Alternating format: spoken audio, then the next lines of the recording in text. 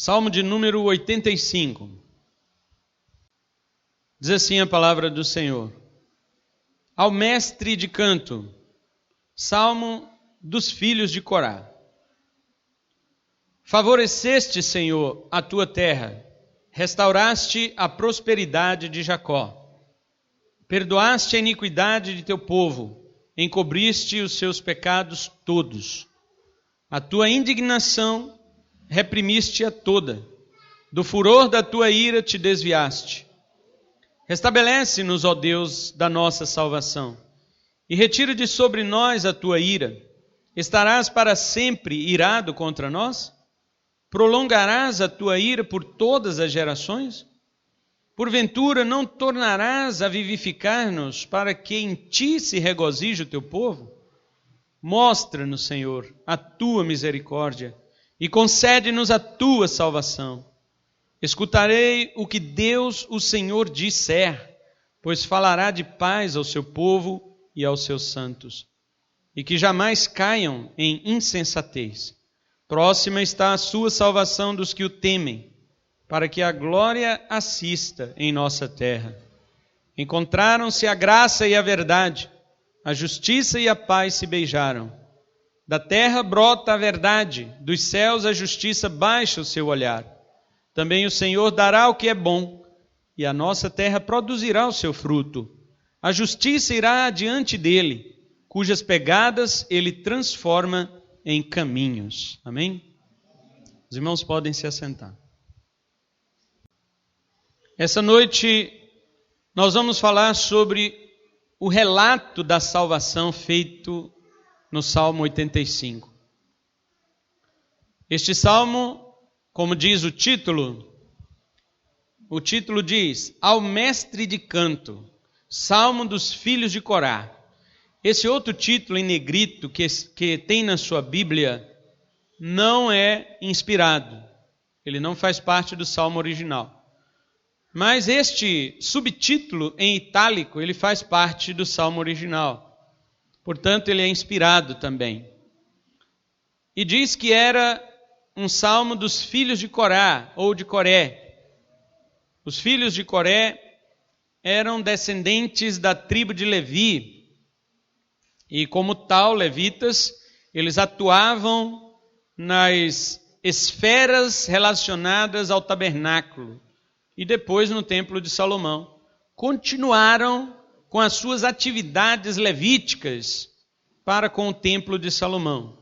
Na época do rei Davi, alguns deles foram constituídos músicos, porque até então, na época do rei Davi, não havia músicos, vamos dizer, não havia equipe de louvor no meio dos sacerdotes, no meio dos levitas. Só a partir do rei Davi é que, como instrumentista que ele era, compositor que ele era, a Bíblia chama ele de mavioso cantor de Israel. Mavioso não é mafioso, tá? E nem maravilhoso também, não é? Mavioso significa suave, um cara que tem sensibilidade musical. Então, este era Davi. Então, ele colocou uma verdadeira orquestra entre os levitas para que tivesse também, além dos serviços sacerdotais, houvesse também a prática do cântico, a prática do louvor.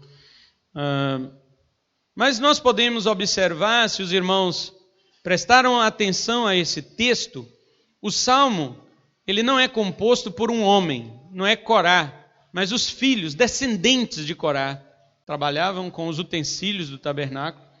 Mas nessa ocasião aqui, este salmo, ele não foi composto na época do rei Davi.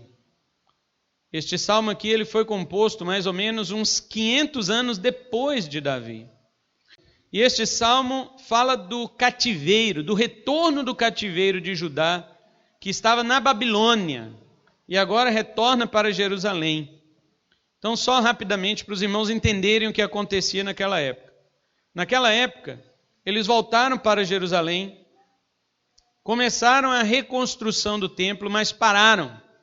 E quando eles pararam a reconstrução do templo, por causa de muitas perseguições, os samaritanos perseguiam eles, os samaritanos injuriavam os judeus, dizendo para o rei persa, que eles estavam reconstruindo porque queriam se rebelar novamente contra o rei. Então o rei mandava parar. Então os judeus mandavam uma comitiva para pedir ao rei que observasse nos arquivos reais que eles tinham autorização para construir. O rei observava aquilo, depois mandava novamente um edito falando que eles podiam voltar à reconstrução. Mas naquela época os judeus estavam preocupados com suas casas, eles não estavam preocupados com a casa de Deus. Eles construíam suas casas, eles estavam envolvidos com o seu próprio negócio, mas não queriam saber de reconstruir o templo que Nabucodonosor havia destruído. Então Deus levanta basicamente 3 profetas, haviam mais, mas os mais conhecidos são Ageu, Zacarias e Malaquias. Esses 3 profetas são desta época, deste salmo aqui. Então, se você jogar este salmo, você vai jogar ele lá no livro de Zacarias, no livro de Ageu, no livro de Malaquias ainda. Então, o que acontecia naquela época é que as pessoas não estavam mais, veja bem, eles tinham sido restaurados para a sua terra, mas não estavam mais trazendo suas ofertas e dízimos para a casa do Senhor.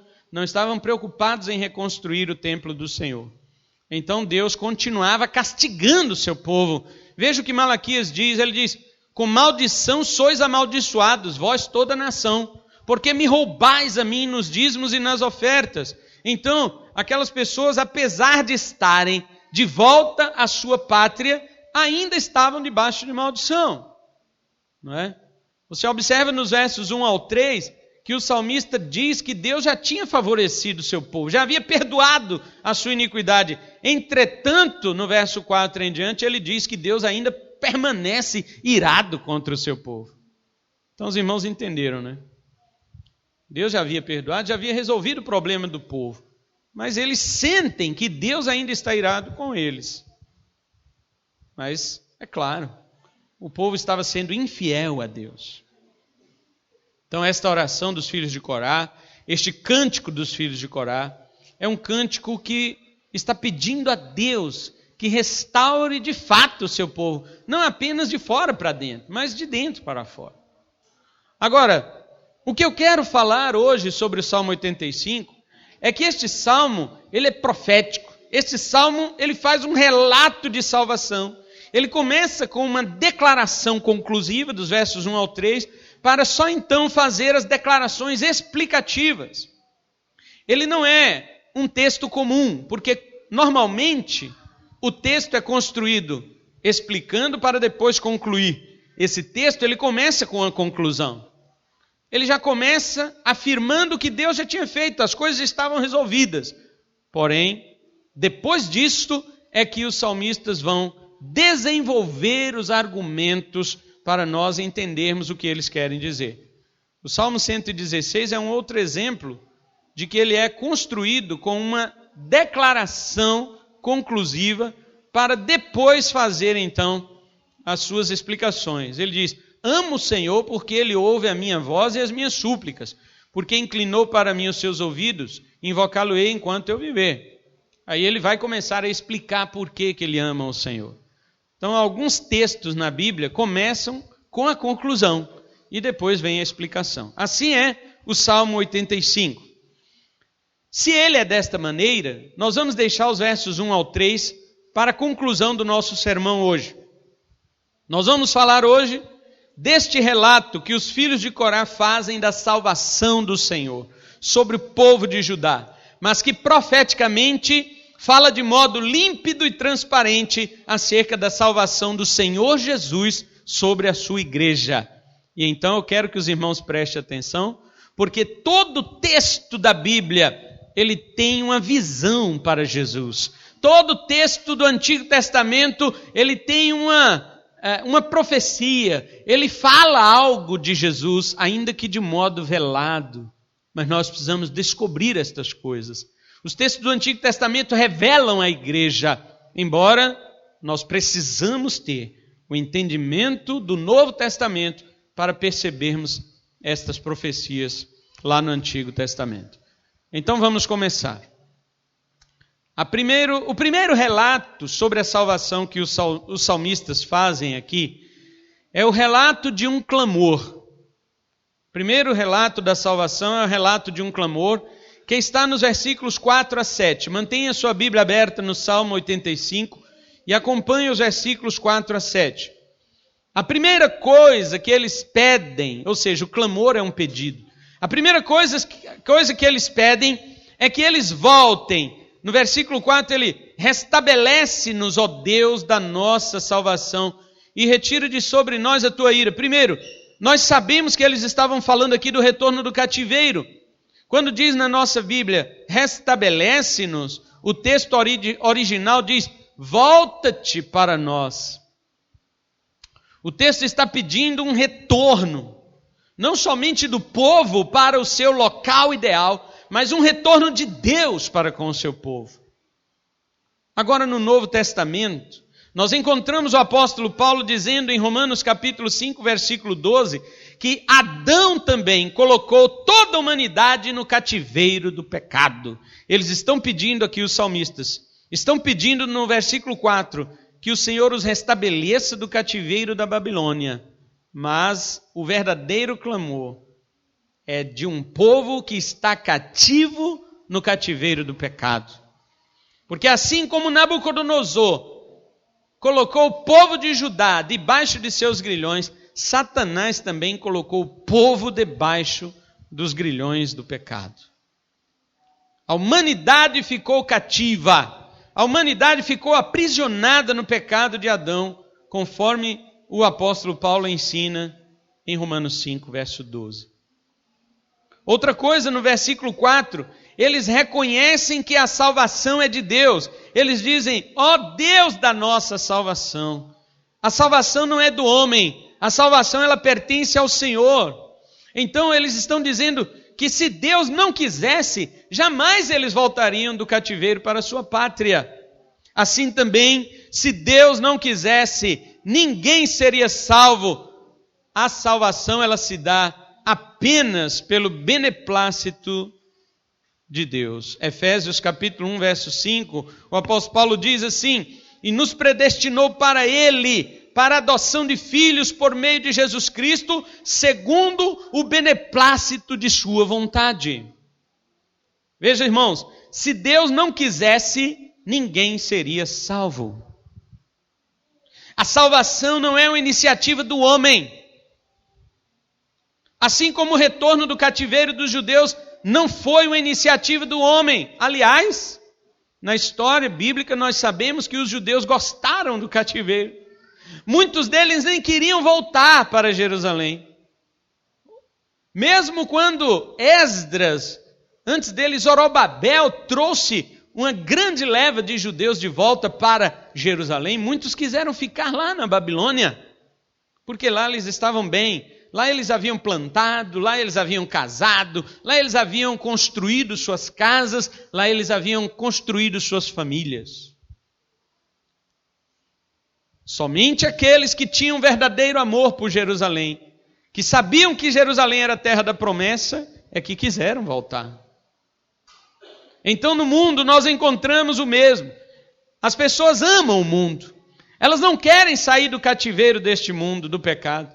Mas isto é uma obra de Deus. Se alguém sai do cativeiro do pecado, é porque Deus o libertou. O apóstolo Paulo diz em Colossenses 1, versículo 13, ele diz, Ele nos libertou do império das trevas e nos trouxe para o reino do Filho do seu amor. Aleluia! Foi Ele que fez isto. Então a salvação, ela provém do Senhor. Em todo relato bíblico, você nunca vai encontrar um texto sequer que diz que o homem é capaz de executar a sua própria salvação. Por isso os salmistas clamam, dizendo, ó Deus da nossa salvação. Outra coisa, no versículo 4 e 5, eles sentem o peso da ira de Deus. Ele diz no final do verso 4, retira de nós a tua ira. E no 5, estarás para sempre irado contra nós? Prolongarás a tua ira por todas as gerações? Olha, meus irmãos, eles pedem ao Senhor que retire de sobre si o peso da sua ira. Na NVI diz, desfaze o teu furor. A fúria de Deus, a ira de Deus é santa. ela não está sobre o homem como maldade, ela está como santidade. A santidade de Deus é que põe a ira de Deus em exercício contra o homem pecador. A pergunta que eles fazem no verso 5, quando eles dizem, estarás para sempre irado contra nós? Veja, irmãos, se você retira a interrogação deste versículo, se você retira o ponto de interrogação, ele se torna uma afirmação. Veja, vamos afirmar, estará Deus para sempre irado contra nós. Deus prolongará a sua ira por todas as gerações. Nós tiramos a interrogação e eu pergunto, tem algum erro nisso? É pecado Deus estar irado para sempre? Não é. Aliás, Deus estará irado para sempre, mas não contra nós. Deus estará irado para sempre, porque é uma característica do atributo de Deus. A ira de Deus é tão santa quanto seu amor. A ira de Deus permanece para sempre, tanto quanto o seu amor permanece para sempre. Embora para com os seus, veja, a sua ira dura só um momento. Vamos lá no Salmo 30. Eu gosto deste versículo. No Salmo 30, Davi diz assim no versículo 5, porque a sua ira dura só um momento, e no seu favor está a vida. O choro pode durar uma noite, mas a alegria vem pela manhã. Profeticamente, você sabe o que significa este versículo? A ira de Deus dura só um momento. Veja bem, meus irmãos. Quem foi o homem que sofreu a ira de Deus por um só momento? Foi Jesus. Jesus na cruz do Calvário, do meio-dia às 3 da tarde, ele sofreu por este momento a ira de Deus. Aqui não está dizendo que a ira de Deus dura um momento e some, desaparece, não, porque pessoas no inferno estarão eternamente recebendo a justa ira de Deus sobre si. Isso nunca vai acabar. Então não é isso que o salmista está falando. Ele está dizendo que a ira de Deus durou só um momento sobre Jesus. No favor dele é que está a vida. O que é favor? Favor é graça. É na graça de Deus que nós encontramos a vida em Cristo Jesus. O choro pode durar uma noite. Foi naquelas 3 horas que se fizeram noite. Foi naqueles 3 dias que foram noite em que Jesus estava sepultado. Mas a alegria veio pelo romper daquele domingo de Páscoa. Quando Jesus ressuscitou. Ali veio a manhã, ali veio a alvorada, ali veio a luz do mundo. Para garantir vida eterna para aquele que nele crê. O salmista sabe disso. Os salmistas sabem disso. Por isso ele fala, Senhor, a tua ira durará para sempre. Só que veja no verso 5, ele diz, estarás para sempre irado contra nós. A questão aqui não é que Deus estará irado contra o ímpio. Os salmistas sabem que Deus realmente estará irado para sempre com os ímpios. Mas a pergunta dele, quanto a nós, Senhor? Nós somos teu povo. Contra o povo de Deus não pode haver ira de Deus, porque a ira de Deus que era para ser derramada sobre o povo de Deus, ele derramou sobre seu filho naquelas 3 horas na cruz do Calvário.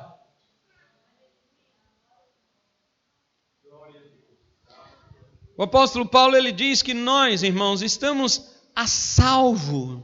Romanos capítulo 5.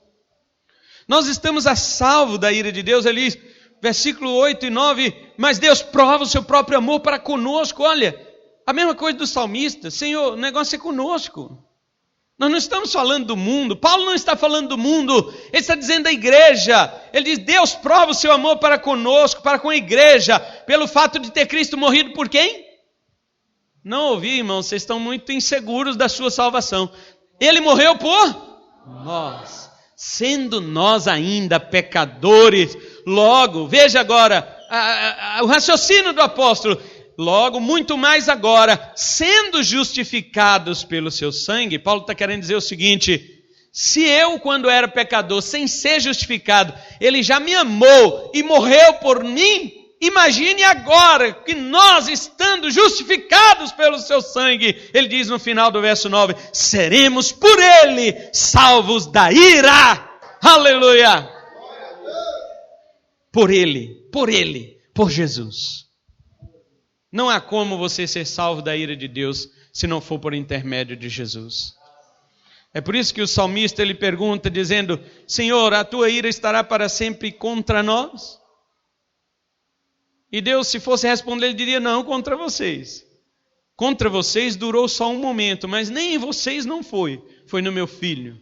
Irmão, lembre de uma coisa. Você que é salvo, vou falar apenas para os salvos. Você que é salvo, você nunca irá saber em toda a eternidade o que é a ira de Deus. Você nunca vai saber. Por isso, quando chegarmos no céu e olharmos para Jesus, Jesus vai nos dizer, eu sei.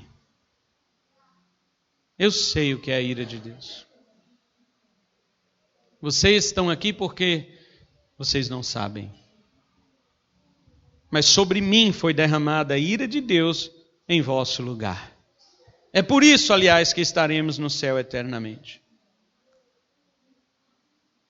Então, o salmista ele diz no versículo 6, porventura, Senhor, porventura não tornarás a vivificar-nos, para que em ti se regozije o teu povo? Eles sabem, os salmistas do 85, eles sabem que a verdadeira alegria só tem aquele que foi trazido de volta à vida. Ele está dizendo isso no verso 7, Senhor. No verso 6, ele está dizendo, Senhor, só pode um povo se regozijar se ele for vivificado. Só pode haver alegria onde tem vida. Onde há alegria no meio da morte, gente? Não pode haver alegria na morte. Um povo no cativeiro não tinha a menor alegria. Ele está falando aqui disto mesmo. Olha só no Salmo 137. Veja, irmãos, o que estes salmistas falam. Olha, às margens dos rios da Babilônia, nós nos assentávamos e chorávamos, lembrando-nos de Sião. Nos salgueiros que lá havia, pendurávamos as nossas harpas, pois aqueles que nos levaram cativos nos pediam canções, e os nossos opressores que fôssemos alegres, dizendo, entoai-nos algum dos cânticos de Sião. Como, porém, haveríamos de entoar o canto do Senhor em terra estranha? A maior tristeza do judeu, a maior tristeza do israelita era estar numa terra estranha, cativo, oprimido pelo rei babilônio e assentado diante dos rios da Babilônia, que dividiam aquelas terras, e então eles não podiam sair dali. Alguém chegava e dizia, canta o hino de Jerusalém aí para nós. E ele dizia, mas como? Eu prefiro que minha língua se apegue ao meu palato, se caso eu esquecer da cidade do meu Senhor. Infelizmente, muitos crentes já se esqueceram de Sião. Infelizmente, muitos crentes já olharam para essa terra, para esta Babilônia que nós estamos vivendo, e já se encantaram com ela. Já não tem mais o desejo de ser restaurado para a pátria celestial. Mas não estes salmistas, eles dizem lá no versículo 6, ó Senhor, somente se regozijará um povo se o Senhor tornar a vivificar-nos. Só pode haver alegria verdadeira onde há vida, meu irmão. E é isto de fato que a salvação em Cristo faz. A verdadeira alegria é aquela que desfruta alguém que já tem a nova vida em Cristo. Jesus disse, a minha alegria tem que ser completa. E ela é completa como? Por estas coisas que eu vos tenho dito. Todas as palavras de Jesus produzem a verdadeira alegria no cristão. O apóstolo Paulo ele diz que o reino de Deus não é comida e nem bebida, mas é justiça e paz e alegria no Espírito Santo. Por que o reino de Deus é alegria? Porque ele não é alegria primeiro. O reino de Deus não é paz primeiro. O reino de Deus primeiro é justiça. Porque há um problema para a gente entrar no reino de Deus, o problema do pecado. E o problema do pecado se resolve com justiça. E como nós não somos justos e sim pecadores, veio um homem justo, Cristo Jesus, para viver a vida justa por nós. Ele sofreu o castigo de Deus em nosso lugar. Então, por causa da justiça de Cristo, nós temos paz com Deus. Por isso que Paulo coloca na ordem correta, Romanos 14, 17, o reino de Deus não é comida e nem bebida, mas justiça primeiro. Porque Deus primeiro tem que resolver o problema de pecado, depois paz. Paz é o resultado da justiça. Uma vez que você foi justificado, agora você tem paz com Deus por nosso Senhor Jesus Cristo. E então a alegria é o resultado disso. O verdadeiro crente, ele anda sorrindo. O verdadeiro crente anda alegre. O verdadeiro crente, ele pode estar sofrendo as piores coisas que podem existir sobre a sua vida, seja na área da sua saúde, na área financeira, familiar, espiritual, psicológica, emocional, pessoal, qualquer área de sua vida. Ele está contente e feliz, porque o problema que ia lançá-lo no inferno foi resolvido. Esta é a alegria do crente. Por isso o salmista diz, Senhor, somente um povo vivificado é que pode se regozijar. Eu fico vendo jovens das nossas igrejas, como eles se encantam pelo mundo, não é verdade? Adolescentes e jovens da nossa igreja ficam loucos pelo mundo. Eles querem desfrutar da alegria deste mundo, mas a verdadeira alegria pertence a um povo vivo, pertence a um povo que tem vida. Não existe alegria no ambiente de morte. E a Bíblia diz que este mundo é um mundo de cadáveres. A Bíblia diz que eles todos estão mortos espiritualmente. Não é só Paulo que diz isto lá em Efésios 2. Jesus também falou isto para um dos seus seguidores. Ele disse, Senhor, eu quero te seguir, mas primeiro deixa-me sepultar meus pais. E Jesus disse para ele, deixa os mortos sepultarem seus mortos. O que Jesus está dizendo? Jesus está dizendo, deixa para estas pessoas mortas espirituais mexerem com estas coisas da terra, materiais, mas você vai e prega o reino de Deus. Porque o reino de Deus não é comida e nem bebida, o reino de Deus é coisa espiritual. O reino de Deus não é sepultar pai e mãe, o reino de Deus não é trabalhar com as coisas desta vida. O reino de Deus são coisas espirituais. Deixa os mortos fazerem estas coisas, disse Jesus. Eu estou vendo hoje muitos crentes fazendo as coisas dos mortos. Eles são vivos, mas estão fazendo o trabalho dos mortos. Desprezam as coisas do reino. As coisas do reino de Deus eu não preciso enumerar. Eu não preciso aqui dizer, irmãos, hoje eu vou pregar sobre quais são as coisas do reino. Como se você não soubesse. Como se nós não soubéssemos. É óbvio que nós sabemos, mas a questão é, estamos procurando alegria no cemitério. A questão é, estamos procurando alegria no lugar de mortos. E a palavra diz, os salmistas nos ensinam, veja, gente da antiga aliança, está ensinando para a gente da nova aliança. Eles dizem, Senhor, não há verdadeira alegria se o teu povo não for vivificado. Pare e pense agora, meu irmão. Como está a nossa vida espiritual? Estamos de fato vivos? Estamos de fato vivificados? Ou estamos precisando de um avivamento? Eu acredito que o que nos leva a buscar alegria no cemitério é justamente porque nós não estamos mais com a vida do Espírito em nós. Alguma coisa está errada, algo se apagou dentro do nosso coração. E Paulo diz, não apagueis o Espírito. Agora, esta parte do clamor ela é finalizada no verso 7. E veja que o salmista, ele finaliza com um pedido de misericórdia. Ele diz, mostra-nos, Senhor, a tua misericórdia. E concede-nos a tua salvação. Na antiga aliança, estes homens já sabiam que a salvação é um ato exclusivo da misericórdia de Deus. Como o apóstolo Paulo nos mostra em Efésios capítulo 2, verso 4 e 5, ele diz: mas Deus, sendo rico em misericórdia, por causa do grande amor com que nos amou, e estando nós mortos em nossos delitos, nos deu vida juntamente com Cristo, pela graça sois salvos. Receber vida é ato da graça de Deus, é movimento do amor de Deus.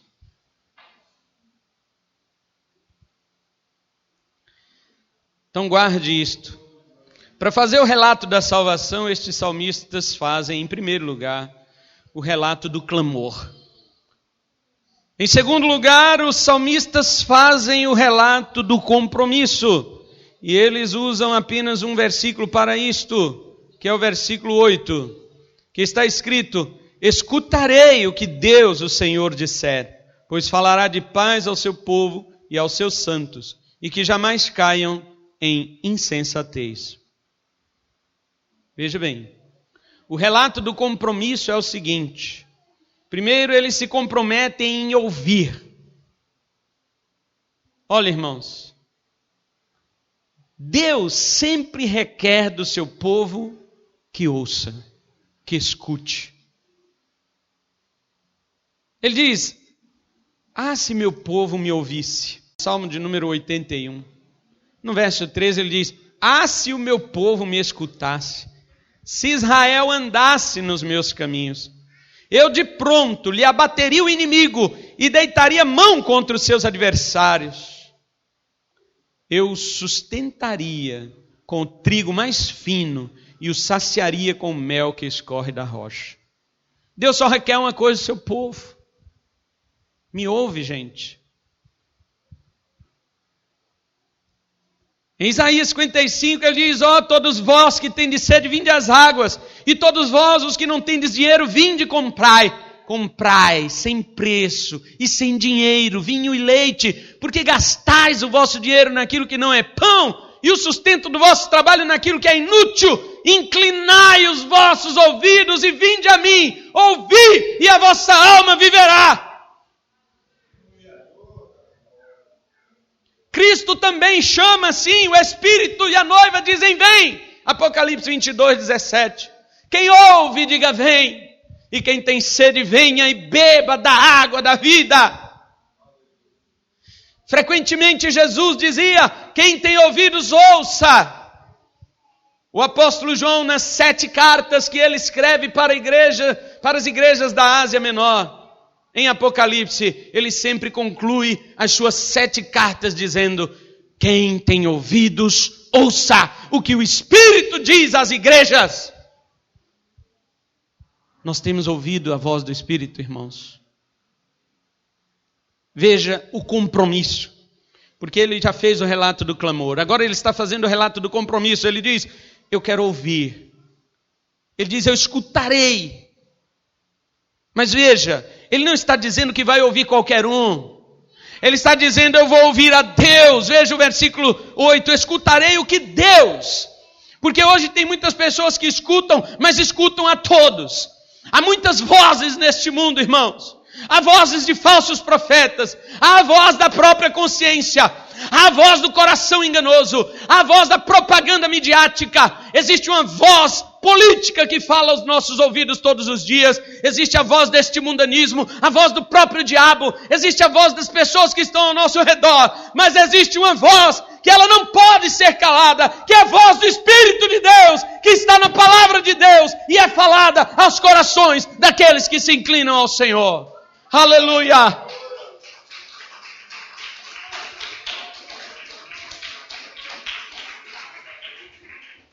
Os salmistas dizem: eu vou ouvir a Deus. Não é qualquer um, eu vou ouvir a Deus. Mas ele especifica ainda, ele diz: eu vou ouvir a Deus. Veja o verso 8, o Senhor, Yahvé. Ele denomina este Deus, porque naquela época que ele vivia, havia muitos deuses. Não que há deuses, nós sabemos, 1 Coríntios 8, Paulo diz isso, não há deuses, mas as pessoas transformam em deuses. Na verdade é um só Deus. Mas como naquela época eles viviam em época de idolatria, as pessoas achavam que havia outros deuses, então ele diz, eu vou ouvir a Deus. Mas ele diz, não é qualquer Deus, eu vou ouvir o Senhor, Yahvé. Este é o nome da aliança. Repare na sua Bíblia, versículo 8, que o nome Senhor está com todas as letras maiúsculas. Quando isso acontece no Antigo Testamento, é porque lá no original hebraico está usada a palavra Yahvé. O nome de Deus que ele fez uma aliança com o seu povo. Para diferenciar de Elohim, que é Deus ali que está ali atrás. Deus Elohim, Senhor Yahvé. Elohim podia ser atribuído a qualquer outro Deus. Mas Yahvé é o nome do eu sou. Yahvé é o nome da aliança. Então os salmistas estão dizendo, eu vou escutar, mas não qualquer um, vou escutar a Deus, mas não qualquer Deus, é o Senhor. Eles tinham ali a lei e os profetas. Naquela época havia a lei de Moisés, havia também os profetas, porque quando eles escreveram este Salmo 85, os profetas Isaías, Jeremias, Ezequiel, Oséias, Naum, todos eles já haviam profetizado, mas não deram ouvidos, por isso eles foram para o cativeiro. E hoje, meus irmãos, você pode dizer que vai ouvir a Deus? Através do que você vai ouvir a Deus? Através da palavra de Cristo e seus apóstolos. Apóstolo Paulo diz em Romanos 10:17 que a fé, ela vem pelo ouvir, e o ouvir pela palavra da pregação. Infelizmente, existem muitos crentes atrás de vozes. Infelizmente, há muitos crentes que ainda estão perdidos. Como naquelas histórias de fantasia, aquelas crianças perdidas na selva escutavam vozes por entre as árvores e não sabiam de quem eram aquelas vozes. Assim muitos crentes dizem que estão caminhando para o céu, mas estão perdidos nas florestas do engano deste mundo e ouvindo vozes que vêm de todos os lugares e atribuem estas vozes a Deus. Não sabem discernir. Mas os salmistas aqui, eles dizem ainda no verso 8, ele diz, Deus falará de paz ao seu povo e aos seus santos. Veja, eles sabem que Deus tem uma palavra de paz para o seu povo. Veja, irmãos, os salmos do exílio sempre pediam que as pessoas orassem pela paz de Jerusalém. Nós encontramos isso em Salmo 122, verso 6, Salmo 128, verso 5. Orai pela paz de Jerusalém, não é? Que está sempre na Bíblia. Pedindo que as pessoas orassem pela restauração de Jerusalém. E estes salmistas aqui, eles estão dizendo, eu sei que Deus tem uma palavra de paz para nós. Mas veja, eles estão dizendo que Deus tem uma palavra de paz para o seu povo. Não é para qualquer um. É para o seu povo. Agora vejamos lá em Efésios também, o apóstolo Paulo, ele nos ensina que Cristo também, ele nos anunciou a paz. Capítulo 2, verso 17, Paulo diz, e vindo, ou seja, Jesus vindo, evangelizou a paz a vós outros que estáveis longe, que são os gentios, e paz também aos que estavam perto, que são os judeus. Irmãos, por que você acha que Jesus Cristo foi o verdadeiro proclamador da paz? Ele foi profetizado em Isaías 9, verso 6, que ele era o príncipe da paz. Ele era o governante da paz. Em Isaías mostra que o domínio da verdadeira paz está nas mãos de nosso Senhor Jesus. Agora você sabe por que somente Jesus pode ser o proclamador da paz? Porque somente Ele é Deus e se fez homem. Jesus é o único que, sendo Deus, se fez homem para que nós pudéssemos ter acesso a Deus em paz. Por isso, porque Jesus não está falando aqui, irmãos, de uma paz interior. Ai, uma paz interior. As pessoas não sabem nem que paz está se referindo. Que paz que Jesus está falando? João 14, 27, ele diz, deixe-vos a paz, a minha paz vos dou, não vos la dou como o mundo a dá. O mundo tem a sua maneira de trazer a paz, mas Jesus Cristo tem a verdadeira paz. Olha a paz de Jesus como é que é, João 16:33. Ele fala: tenho-vos dito estas coisas para que em mim tenhais paz. No mundo passais por aflições, mas tenham bom ânimo, eu venci o mundo. Jesus está dizendo, primeiro, a paz é em mim, é nele, não é só dele, não é com ele. A paz é nele. Você tem que estar em Jesus para ter paz. E ele diz, ainda que vocês passem pelas aflições do mundo, eu já venci o mundo. A paz do mundo não, você não pode ter aflição. A paz do mundo você não pode ter tribulação, você não pode ter problema, senão você não está em paz. A paz de Cristo não, você tem aflição, você tem todo tipo de perseguição, todo tipo de dificuldade, mas você está nele. E quem está nele está em paz, porque ele é o príncipe da paz. Foi ele que trouxe a paz. Eles se comprometem aqui, os salmistas, no versículo 8, no final ele diz, e que jamais caiam em insensatez. Eles estão se comprometendo a não cair novamente na mesma loucura que eles caíram, que os levaram para o cativeiro. Veja bem, o que levou Judá para o cativeiro? Basicamente a idolatria, a injustiça social, a opressão, o suborno, todo tipo de impiedade levou aquele povo para o cativeiro. E ele está dizendo, sim, o meu voto, o meu compromisso com o Senhor, além de ouvir a sua palavra, é que eu não caia novamente na mesma insensatez. É que eu não caia novamente na mesma estupidez que eu caí antes.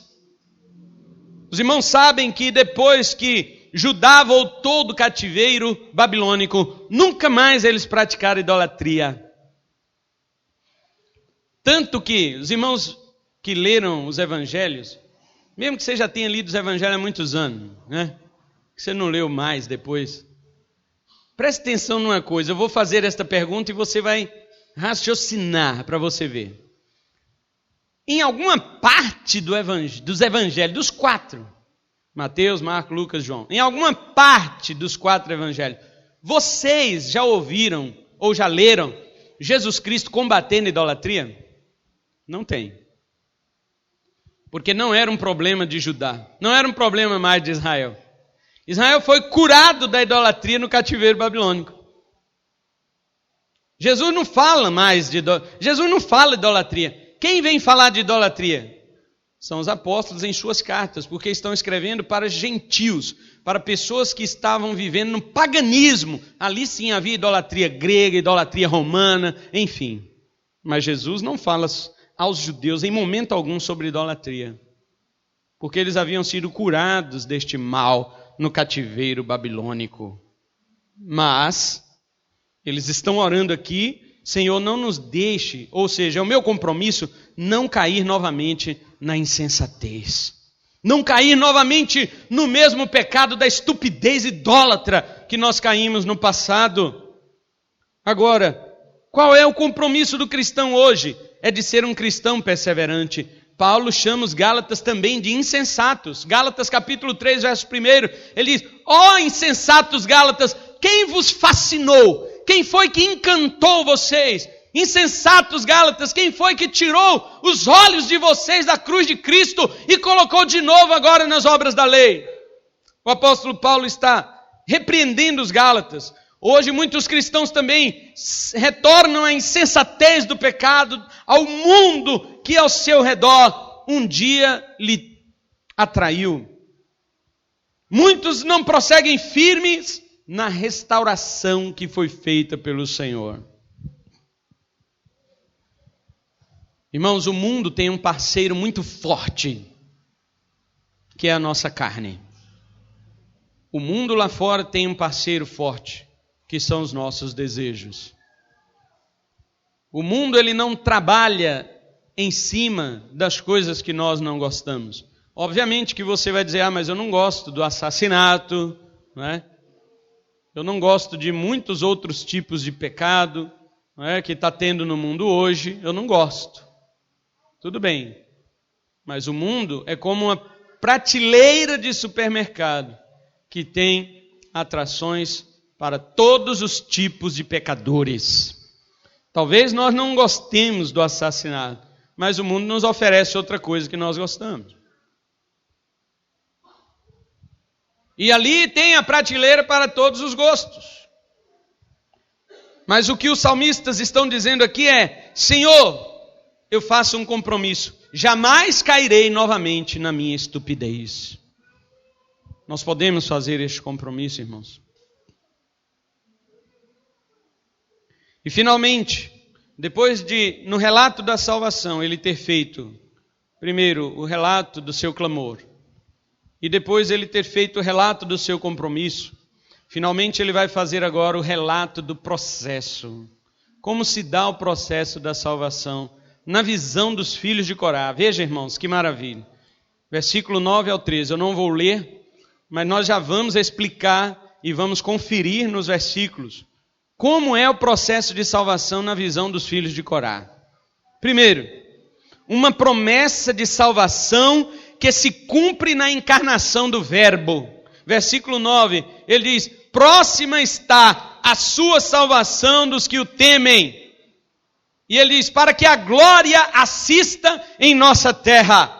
Oh, glórias! A glória que os salmistas se referiam, aqui no verso 9, era a reconstrução do templo, como diz Ageu 2, verso 9. Ele diz: a glória desta última casa será maior do que a primeira. Mas nós sabemos que a glória verdadeira de Deus foi quando Cristo se fez carne, foi quando Ele veio à terra, como diz o apóstolo João. Ele diz em João capítulo 1, versículo 14, e o Verbo se fez carne e habitou entre nós, e vimos a sua glória, como a glória do unigênito do Pai, cheio de graça e de verdade. Esta é a glória que eles estão dizendo, a glória que vai encher a terra, a glória que vai assistir a nossa terra. Depois os salmistas falam no verso 10, aleluia, que encontraram-se a graça e a verdade. De fato, meus irmãos, na vida de Cristo e na sua morte, a justiça de Deus foi satisfeita. Ele diz no verso 10, a justiça e a paz se beijaram. A justiça e a paz se beijaram. Veja, meus irmãos, no versículo 10 que ele fala, está lá escrito em João 1,17, a lei foi dada por intermédio de Moisés, mas a graça e a verdade vieram por meio de Jesus Cristo.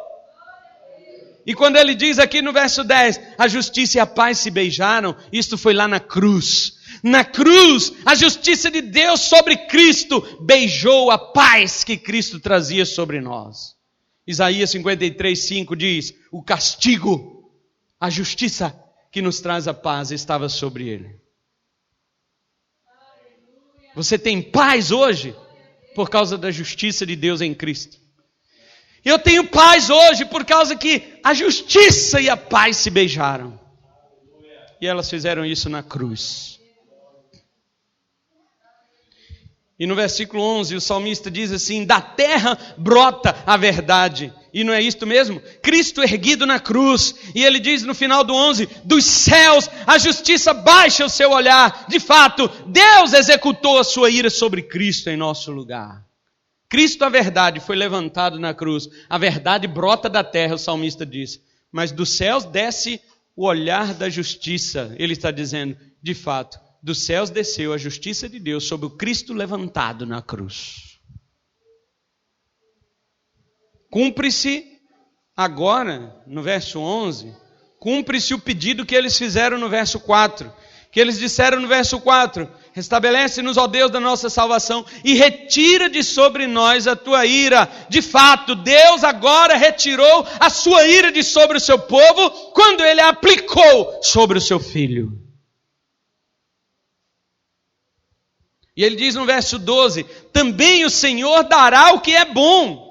Paulo diz em Romanos 8,32, aquele que não poupou o seu próprio filho, antes por todos nós o entregou, porventura não nos dará graciosamente com ele todas as coisas? Depois de Deus já ter feito a realização da salvação, da obra justificadora sobre nós em Cristo Jesus, agora o salmista diz, também o Senhor dará o que é bom. Ou seja, Deus não tem mais nada a nos negar. Não há nada mais para nos negar. Humanamente falando, a única coisa que Deus podia nos negar era o filho dele, e ele deu. E agora, ele vai negar o quê? Por isso Paulo diz, ele não poupou o próprio filho, como não nos dará graciosamente todas as coisas? Jesus disse em Mateus 7,11, que o Pai dará coisas boas àqueles que o pedirem. Mas no texto paralelo de Lucas, Jesus Cristo diz que essas coisas boas é o Espírito Santo. Ele diz, o vosso Pai dará o Espírito Santo àqueles que lhe o pedirem. Estas são as coisas boas, que Deus não nega. Salmo 84 também, os filhos de Corá disseram a mesma coisa. Eles falaram a mesma coisa aqui no verso anterior. No verso 11 ele diz, porque o Senhor Deus é sol e escudo, o Senhor dará graça e glória, nenhum bem sonega aos que andam retamente. Deus não nega bem nenhum a todos aqueles que Ele salvou. E no verso 12, a parte B, ele diz assim, e a nossa terra produzirá o seu fruto.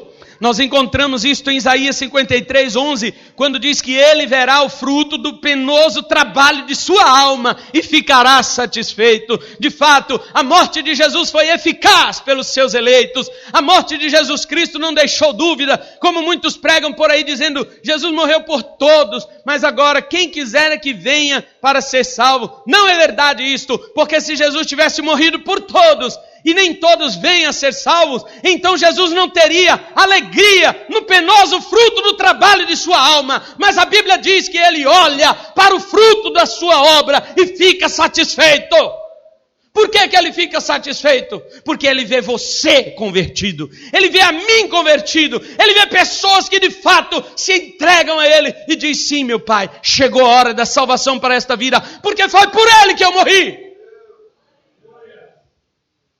E finalmente, no versículo 13, os salmistas dizem que agora a justiça é transformada em um caminho. Olha o que eles dizem, a justiça irá diante dele, diante de Deus, cujas pegadas ele transformará em caminho. Davi já havia dito no Salmo 23, verso 3, guia-me pelas veredas da justiça, e por amor do teu nome, não é por amor a nós, mas por amor do nome de Deus, ele nos guiará pelas veredas da justiça. E é assim que o salvo anda. A justiça, ela é de Cristo. Veja o que o salmista está dizendo. A justiça irá diante dele. A justiça é de Cristo, não é nossa. Mas ele diz que Deus transformará as pegadas da justiça em caminhos. Você quer caminhar no caminho da salvação? As pegadas são as pegadas da justiça. As pegadas são as pegadas de Cristo. Caminhar pelo caminho da salvação é agora, uma vez justificado no tribunal de Deus, sair de lá com alvará de soltura e justo, mas caminhar lá fora pelas pegadas da justiça. Como disse o apóstolo Paulo em Efésios, no capítulo 4, ele diz no versículo 24, ele diz, e vos revistais do novo homem, criado segundo Deus em justiça e retidão, procedentes da verdade. Deus criou um caminho de justiça para nós.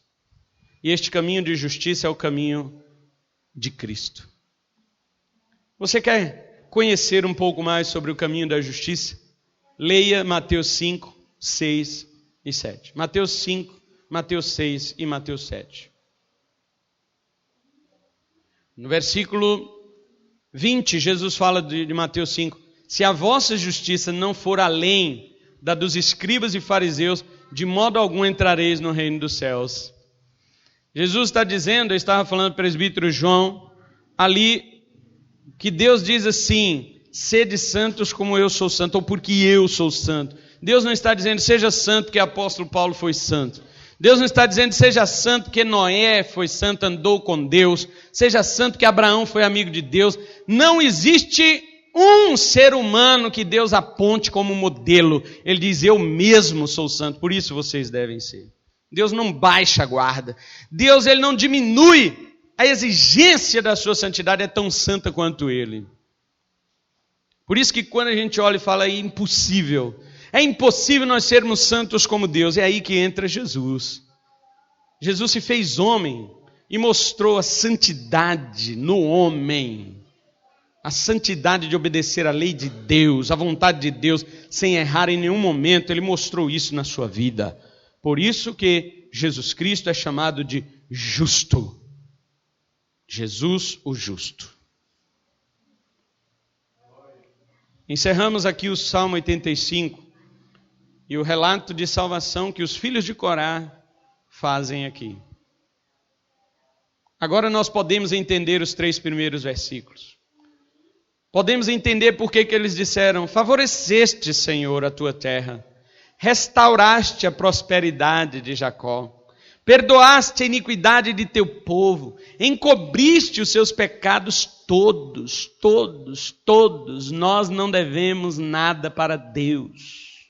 A tua indignação reprimiste-a toda. Ela foi comprimida no corpo de Cristo na cruz.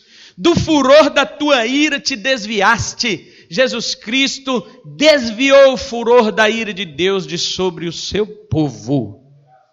Os filhos de Corá estão testemunhando que o Senhor lhes foi favorável, que os restaurou para a sua terra, que perdoou os seus pecados, que desviou deles a sua ira. Agora nós também sabemos que tudo isto foi feito por nós, mas por meio do sofrimento de Cristo. As nossas vantagens estão nas dores do nosso Salvador.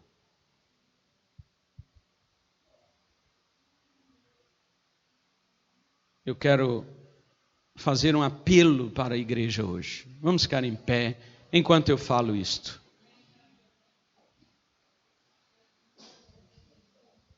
Não leia mais este salmo como antigamente. Olhe para ele vendo a obra de Cristo.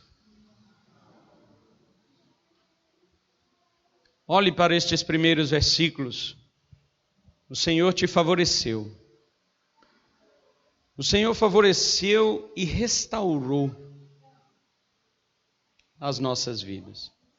O Senhor perdoou a iniquidade do seu povo, não foi da humanidade inteira. Você é povo de Deus, então seus pecados foram perdoados. Quando diz encobriu os seus pecados, está dizendo a expiação. O Antigo Testamento falava de cobrir os pecados. A tua indignação reprimiste. Deus não executa sobre nós a indignação dele. Então o que eu quero convidar a igreja hoje para fazer é que nós tenhamos a postura do versículo 6. A postura do versículo 6 é um desafio para nós. Diz assim: porventura não tornarás a vivificar-nos, para que em ti se regozije o teu povo? Você quer ser revivificado por Deus? O meu apelo hoje para a igreja: nós queremos vida com Deus. Sem a vida com Deus não haverá verdadeira alegria, não há verdadeiro regozijo. Não se busca alegria no lugar dos mortos. Você vai dizer: pastor, mas eu já fui ressuscitado com Cristo. Então não volte para o cemitério. Efésios 2 fala dos mortos que Deus ressuscitou. Mas Efésios 5:14 fala dos ressuscitados que voltaram a dormir no cemitério. Então Deus diz: desperta tu que dormes, não é que está morto. Levanta-te dentre os mortos. O cara ressuscitou e voltou a dormir no meio dos mortos, de onde ele tinha sido ressuscitado. E Cristo te iluminará. A verdadeira alegria está na luz de Cristo. Se nós queremos participar da verdadeira alegria, nós precisamos clamar por um avivamento. E é isto que quero chamar a todos nós para viver. Vamos orar ao Senhor.